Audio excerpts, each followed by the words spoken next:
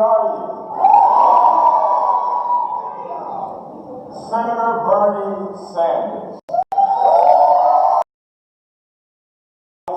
Champion for progressive reform.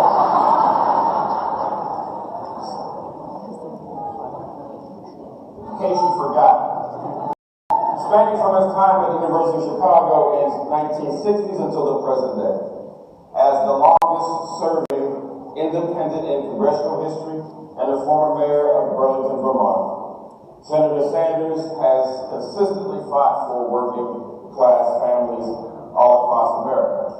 As I said before, Senator Sanders will start with an opening statement of 3 minutes, after which we'll have a 20-minute question and answer period.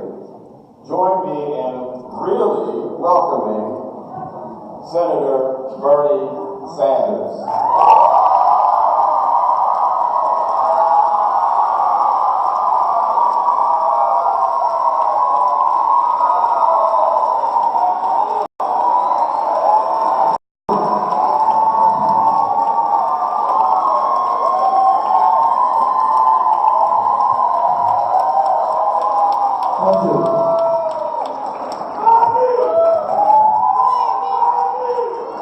Thank you very much.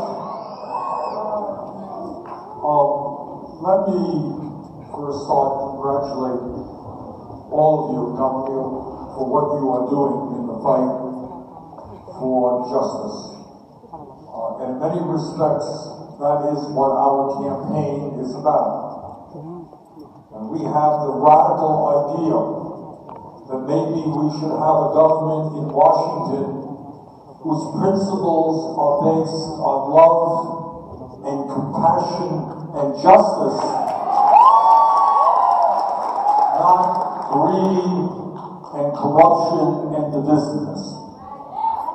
So our goal is to bring the American people together around economic justice, social justice, racial justice, and environmental justice.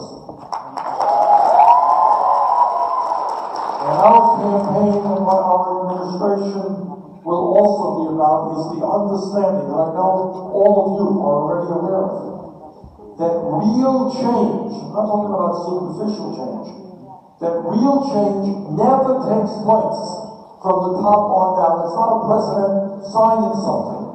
It is when millions of people at the grassroots level stand up and fight and demand real change.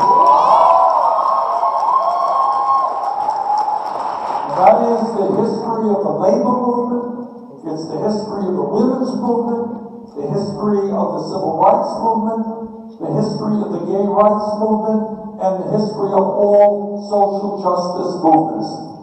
So what our campaign is about, and why we call our campaign Us, Not Me, is our campaign is not only defeating Trump, the most dangerous president in modern American history. It is about creating a movement of millions of people who are prepared to stand up to an incredibly powerful corporate elite and to tell them that enough is enough, that our country belongs to all of us, not just the 1%. So let me conclude by saying, obviously our campaign is about, winning here in Iowa, winning the Democratic nomination, defeating Trump, but it is more than that. It is about bringing the American people together around an agenda that works for all of us and not just wealthy campaign contributors. So thank you all very much for what you do.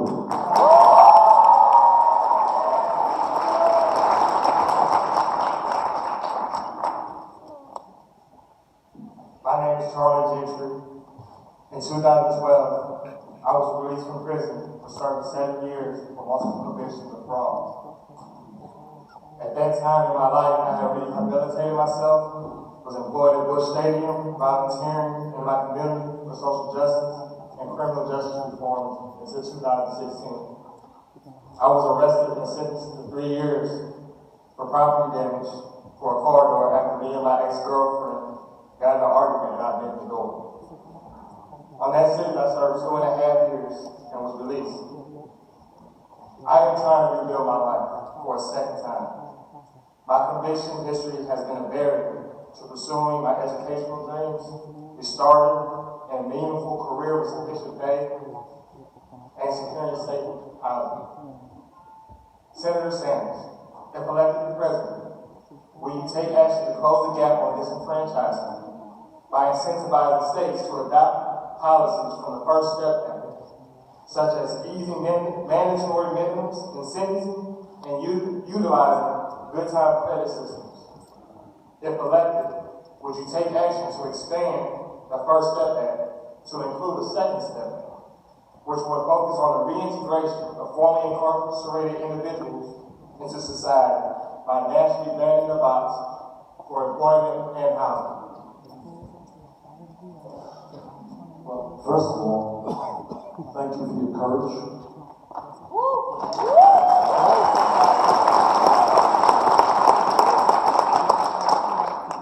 And thank you for your trying to make life easier than you have for others. We have as you've indicated, we have a criminal justice system which is very, very broken. We have more people in jail than any other country on earth. And our rate of recidivism, which is what you're talking about, is extraordinarily high. So the good news is that I think people, regardless of their political philosophies, understand that it is absurd and destructive for people to focus on locking them up rather than getting them out and reintegrating them into society. So I am absolutely supportive of all efforts, which says, number one, we're going to do a much better job in preventing people from going into jail. And what does that mean? It means investing in our young people in jobs and education, making sure that kids, when they leave high school, are not dropping out, they're not falling through the cracks, but have the training and the education they need to succeed. People end up in jail. If I may just detour to the story, actually, some years ago, I did a forum here in Iowa, and we had 2 young men who, like you, were in jail. And one of them said, I'll never forget this, he said, one day some guy came to me, prison official, you're getting out tomorrow, here's $75, good luck to you. He ended up back in jail. So what we need to do is to make sure that people in jail have the job training and the education they need, so that when they get out of jail, they're going to have a decent place to live in. They're going to be able to earn a decent income. They're not going to fall back into the same environment that got them into jail in the first place. All right? So we're going to do everything that we can to end the discrimination against people who are certain. We have a guy who is on our campaign in Nevada. He was in jail for many, many years. He's doing a great job for us right now. Right? So we have got to give people that first chance. We've got to give people that second chance. We have got to end the embarrassment of having more people in jail than any other country on earth. Right? And by the way, the people in jail, as you all know, disproportionately African American, Latino, and Native American. We can do a lot better than that. So let me just congratulate you.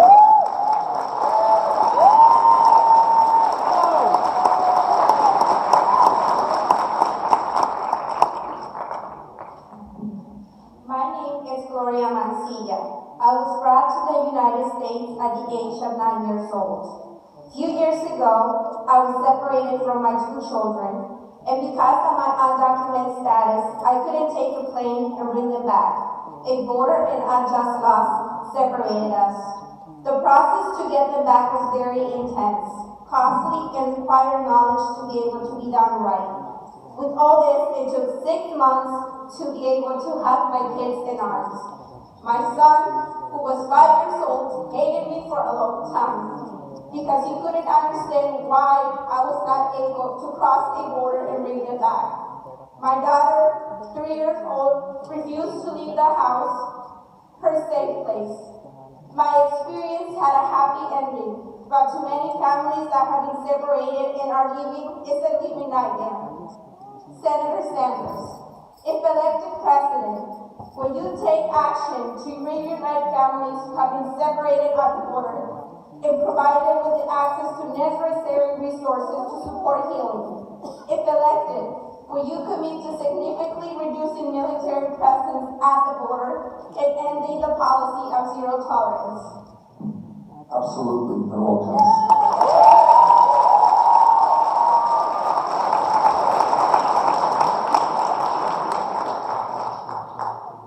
The current immigration system is not only broken, as you have indicated, it is an incredibly cruel system.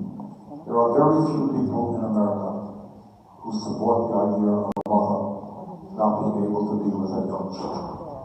And we will end that. We will end that on day one. We will create a border policy which is humane. We are not going to be snatching babies from the arms of their mothers. We will reunite those families. We will, on day one, restore the legal status of the 1.8 million young people eligible for the DACA program.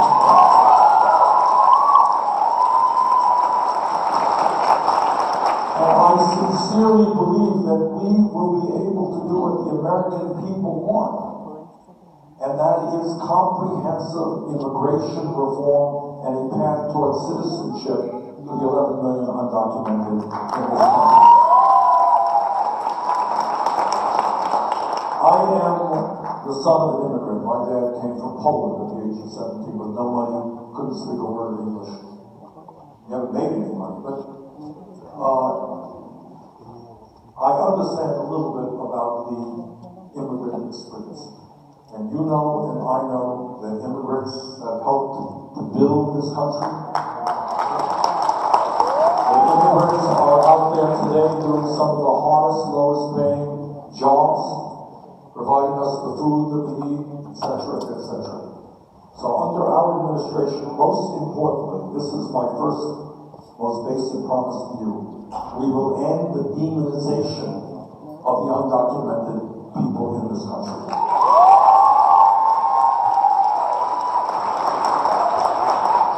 So the answer to all of your questions is a big yes.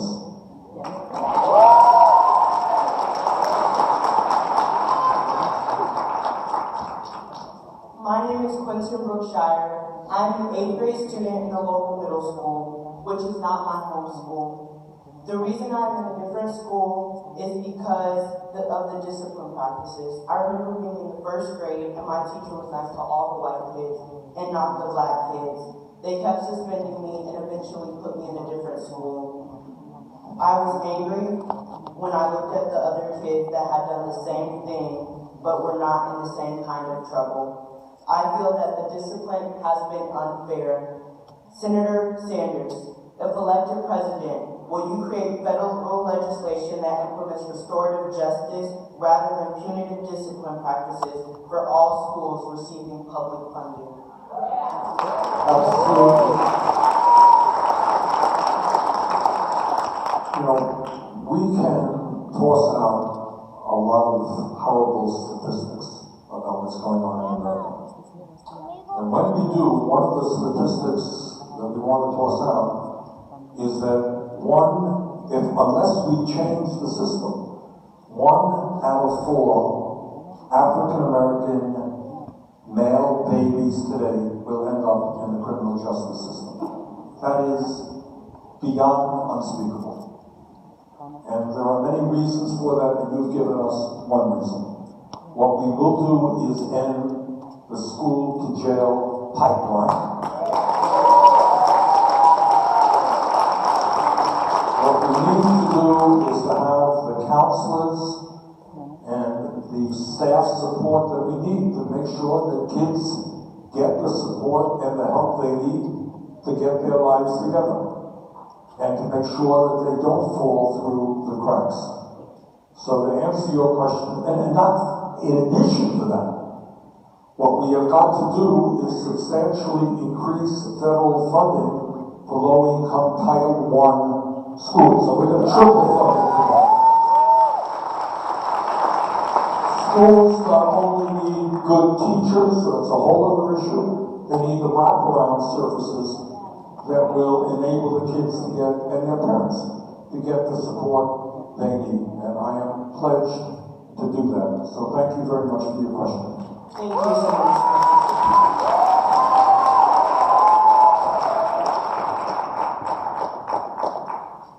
My name is Sally Burgess. I'm from the Metro East area of Illinois.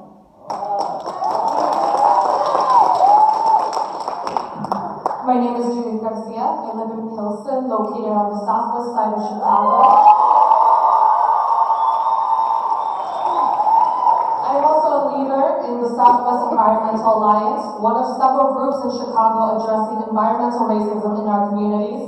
We have been meeting and challenging our local and state elected officials to work with us because our communities are plagued with one of the highest concentrations of pollution in the city and some of the highest in the nation. The problem isn't that there is one or two industries emitting dangerous pollutants. It's that there is a concentration of these industries located in the south and west side communities in Chicago. Toxic industries continue coming into poor Black and brown neighborhoods, and the industries that are already there have little pressure to lessen their harm.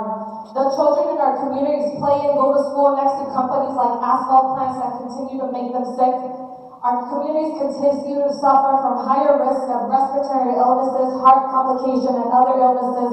There is great disparity between the north side and south side of Chicago when it comes to these toxic industries and where they're located. It is no coincidence that poor Black and brown communities are on the receiving end of the harm caused by these companies.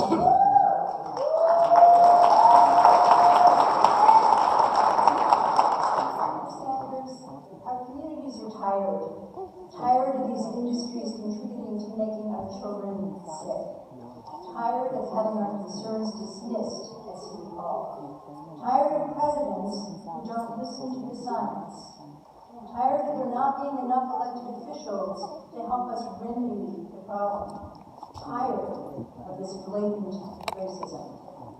Senator, if elected, will you take action to protect communities of color and low-income communities all over the nation that are suffering from lack of accountability for both toxic industries and the elected officials that are supposed to protect us? And what does that look like? Thank you for that important question. The answer is absolutely and positively yes. We are going to. Right now, we have a president that has significantly weakened environmental legislation and weakened the Environmental Protection Agency, the EPA. We will greatly expand that. We understand that when we're concerned about healthcare, it means not only providing healthcare to everybody as a human right, it means doing everything that we can to prevent disease. And I have been to communities where the asthma rate of children is off the charts, okay? Where people are coming down with unusually high rates of cancer and so forth. So the answer is, I think we have got to create an economy which is an economy that does not destroy people's lives by polluting the air and the water. And that means, among other things, a moratorium on factory farms here in Iowa and around the country. But it does mean investing very significantly in the Superfund to clean up toxic areas. It makes rebuilding our infrastructure so when people turn on their water taps, the water that they receive is drinkable water. So to answer your question, the need to stand up to corporate pollution, trust me, it's not just an Illinois issue or an Iowa issue. It is a national issue. I hear it all over the country. We will have, as somebody who has maybe one of the very strongest environmental records in the United States Congress, we will have leadership in Congress that protects low-income communities, communities of color, and all Americans. We will do everything we can to end pollution in this country.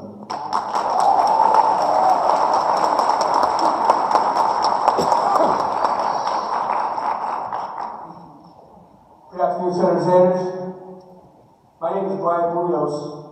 of Hero Street in Silvis, Illinois. I'm United States Navy retired. During my 20-year career, I served as a special operations rigger for SEAL teams, including units deployed to Afghanistan.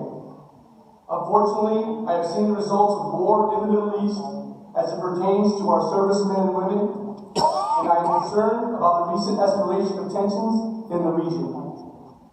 Last week, our Commander-in-Chief's decision has led to serious consequences for our nation and for the men and women who are wearing our nation's uniform. From my experience, coalitions and trust in the region are the key to our success. The support for our men and women in uniform also requires that we don't send them into protracted war with no positive result.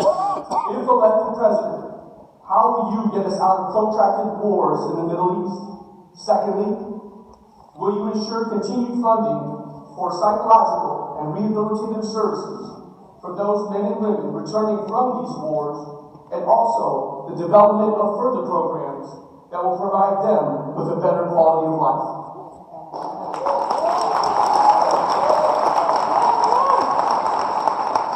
Thank you very much for your service, and thank you very much for your question. It is very easy for politicians to act tough, to stomp the table, and to send young men and women off to war. And by the way, the young men and women who go off to war are almost always from the working class of this country, not from the billionaire class. I am proud to tell you, I'm proud to tell you, but it's the truth, is throughout my life, I have done everything that I can to try to see international conflict resolved diplomatically and not through military efforts. I helped lead, when I first was elected to Congress in 1991, I voted against the first Gulf War. And then in 2002, I helped lead the effort against the Iraq war in Iraq, which turned out to be the worst foreign policy blunder in the history, the modern history of America. I am the former chairman of the Senate Committee on Veterans Affairs, so I know what you're talking about. As I've talked to many of the families and the veterans who came home from that war. What we forget, and please never forget, we don't talk about it often enough, what war is about, and that's what you're talking about. When I was a young person, we got into the war in Vietnam based on a series of lies. And you know what happened? 59,000 Americans died. God knows how many hundreds of thousands of millions of people in Asia died. And we have people sleeping out on the streets tonight. Yes, from those lives, never came back together, got addicted to drugs or whatever. The war in Iraq was based on a series of lies. And the result of that was that 4,500 of your comrades died in that war. And as the chairman of the Veterans Committee, I met with many who came home wounded, in body, wounded in spirit, who came without legs, went to Walter Reed Hospital and saw them. And then you've had hundreds of thousands of Iraqis killed, millions of people displaced.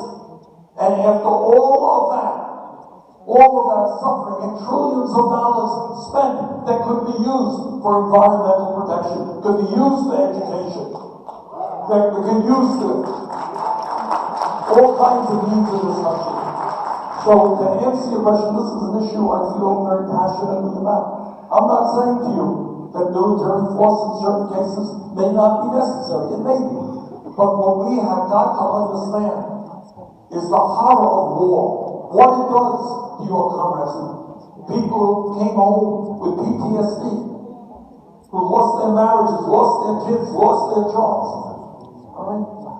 So before you, and by the way, interestingly enough, we are working right now on what we call the War Powers Act, right now in the Congress, to tell Trump that he cannot take us to war unilaterally, that the Constitution of America, as you know, gives that responsibility to the Congress. I found another piece of legislation in that says that Trump will not be able to spend a nickel for a war with Iran unless he has authorization from the Congress. So I think, if you think that the war in Iraq was a disaster, which it certainly was, a war with Iran will be even worse. So look, what our job is, and this is not sexy, the problem that you have is it's very easy for a politician to pound the table and talk about bad guys all over the world. We're going to go get them. Well, he's not going to go get them. Working class kids in this country are going to be the ones who are on the line. So it is not sexy, but what we have to do is strengthen the State Department. You have to work diplomatically. You got to strengthen the United Nations to bring countries together to try to work out international conflicts without resorting to military action. All right, and that is what I am pledged to do. Thank you for your question.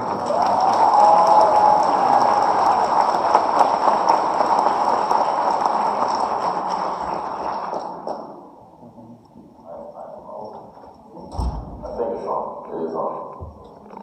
So I have a question for you, and after this, let's do our final comments. The question is this. When candidates come to Illinois, they normally go to Chicago. And ordinary people, or people who primarily live in low-income communities that are disinvested, don't have an opportunity to have their voices heard in those moments. The last president to go to East St. Louis, Illinois, was President Bill Clinton. The mayor of Illinois and Iowa will host a We the People forum on March 1st in East St. Louis, a community that has been heavily disinvested and has high poverty rates. Will you pledge to join us in East St. Louis for this important event on March 1st? Look, I have to look at my schedule. I just can't make that pledge. No, I really can't. I mean, we're going 7 days a week, and I don't know where I'm scheduled to be right now. Just schedule later. But I do want to, your point is well taken. I may, if I can, I will. I do try. You know, what I do try to do in this campaign, and you may know that, you may not, is I go to places where many candidates don't go. I go to low-income areas. I go to working-class areas all over this country. I go to Native American reservations to get a sense of what's going on there. So your point is very well taken. Politicians do not go and see firsthand the suffering of the American people. Rashida Tlaib, you may know, is the congresswoman from Detroit. She's here right now in Iowa campaigning with me. When I was in Detroit, I went with her to the emergency food shelf, talk to the people who are there. So your point is well taken. I will pledge to do my best, but if I can't make the forum, I will get there on some other venue, some other way. All right? Thank you.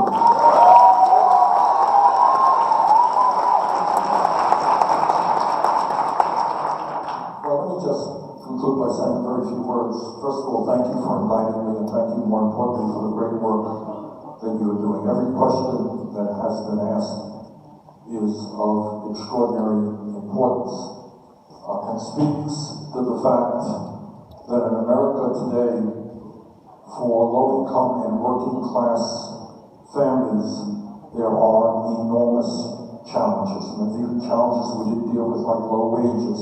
We didn't hear about the fact that 87 million people have no health insurance. People can't afford prescription drugs. People can't find affordable housing. There are 500,000 people who are homeless. But all of the questions that you've asked, like criminal justice, immigration, education, environment, are enormously important. And here is the bottom line. The only promise that I can make to you is that we have had for many years governments which have been more concerned about the needs of the wealthy and the powerful and billionaire campaign contributors than they have been about the needs of the poor and working class.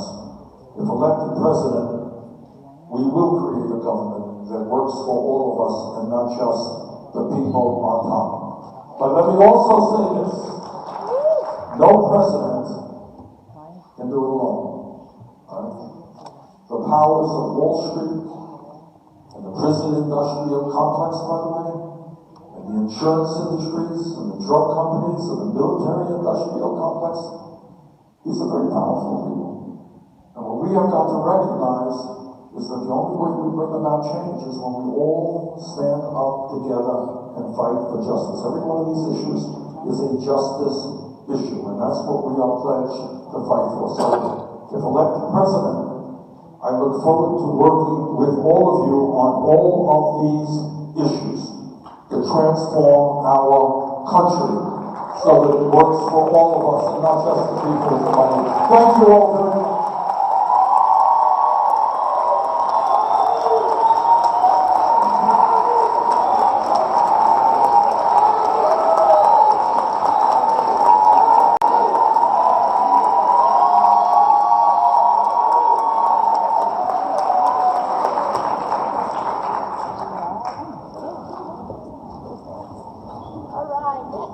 Still excited?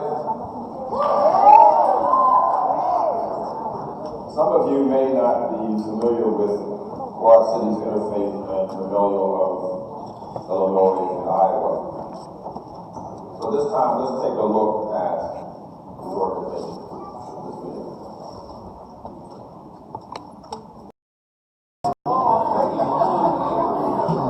Hi, I'm Terrence Taylor, I'm Stephanie Taylor. and we are Community Development Sustainable Solutions. Well, today we come to you from the People's Caucus. We had the presidential candidates question and answers today. So today we had Bernie Sanders. I really like Bernie Sanders. He came with some great answers to the questions that were posed to him today. And what did you think about Bernie today? Well, to be honest, we heard from Democrats and Republicans today. And I thought Bernie did a pretty good job, as well as the other guy. There was questions posed to Bernie, though, specifically, as it dealt with reducing recidivism, school-to-prison pipeline, outdated legal systems, our criminal justice system. All of those were great questions. So I thought we stayed on point as UCM and Gamaliel of Illinois and Iowa. I thought we did a wonderful job staying on point, getting those questions asked to Bernie. But I think we need more in-depth answers. Can we get a timeline? Can we make sure that some of these things that we're talking about, when we're talking about our Latino population, when we're talking about our African American population, when we're talking about the school-to-prison pipeline, don't just agree that something's wrong. Do we have a timeline, or do we have a solution that we plan on implementing? We don't want pipe dreams. That's right. And that's one of the things that I think that some of the presidential candidates need to bring to the table, more authenticity. Because a lot of times when they're just speaking, and we see this every year, when you're speaking, are you speaking to us, or you're just talking to us and telling us something that we want to hear? And a lot of times that's all we're getting. So what we want to see, I think, more is authenticity and actually believing in what you're talking about. So that's one of the things from us, or from me, myself personally, that I like to see from a candidate. And I don't vote for anybody that I don't have your phone number, so, that's out of the question. But I do want to add that I appreciate them being accessible to answer the questions, because that's part of being a good leader, that you care about what your constituents are saying. Don't you agree? Absolutely. And the constituents from East St. Louis, trust me, there's a lot of need in our community.